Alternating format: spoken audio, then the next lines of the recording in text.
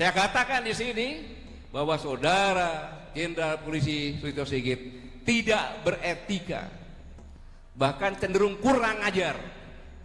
Tidak pada tempatnya seorang Kapolri bicara seperti itu. Bahaya. Silakan simak ya. Mohon maaf Bapak-bapak dan Ibu-ibu sekalian, kami tentunya institusi Polri menolak kalau sampai ada usulan Polri berada di bawah Kementerian Khusus.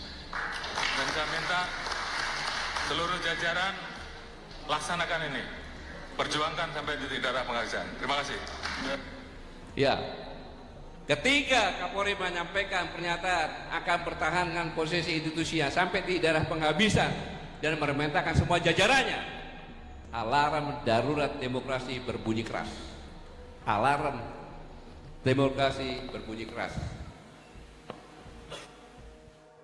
Itu yang disampaikan Kapolri itu bahasa konflik, bahasa tekanan kekuasaan, bahasa intimidasi. Ini puncak dari 3 kali pembangkangan kebijakan terhadap negara oleh Kapolri.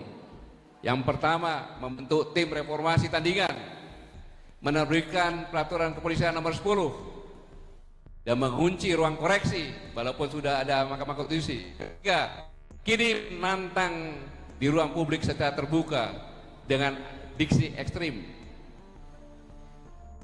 Ini sinyal bahaya bahwa disiplin konstitusi sedang diuji secara terbuka. Pertanyaan sebenarnya, tantangan itu ditujukan kepada siapa sih? Ya dong, dia menantang kan? Tantangan itu kepada siapa? Pertanyaan mendasar yang tidak berdiri harus dijawab itu. Siapa sebenarnya yang tantangan Kapolri? Artinya Kapolri sedang menguji batas kewenangan Presiden sebagai memegang mandat konstitusional tertinggi. Pesan implisitnya jelas kepada Presiden, jangan sentuh struktur Polri. Pernyataan ini menciptakan tekanan simbolik pada Presiden. Dan ini saya sampaikan, saya lulusan Akademi Militer, Sigit juga sama-sama pernah di Akademi Militer. Sebagai seorang Kapolri, pernyataan ini, pembangkangan ini merusak institusi Polri yang sama-sama kita cintai oleh satu orang yang namanya Sulistyo Sigit. Saya katakan di sini bahwa saudara Jenderal Polisi Sulistyo Sigit tidak beretika, bahkan cenderung kurang ajar.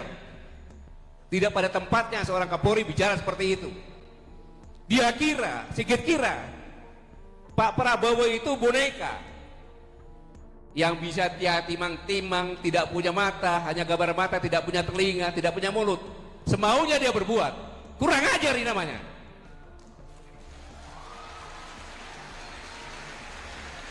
Dan Jenderal Polisi Sulistyo Sigit sudah melakukan pengkhianatan bersama-sama dukungan anggota DPR terhadap Presiden dan terhadap negara. Ini luar biasa. Tapi saya perlu ingatkan Jenderal Polisi Sulistyo Sigit, Kapolri, kasihanilah polisi-polisi seniormu yang sudah mengukir baik mulai dari Pak Ugeng dengan sebelum Pak Sigit. Ini pun Menteri Dalam Negeri pun mengatakan, saya tidak mau polisi di bawah kementerian. Siapa dia? Cuma Menteri Dalam Negeri, ngapain bicara seperti itu? Siapa pimpinan dia? Harusnya sadar dong, apakah kelakuannya seperti itu?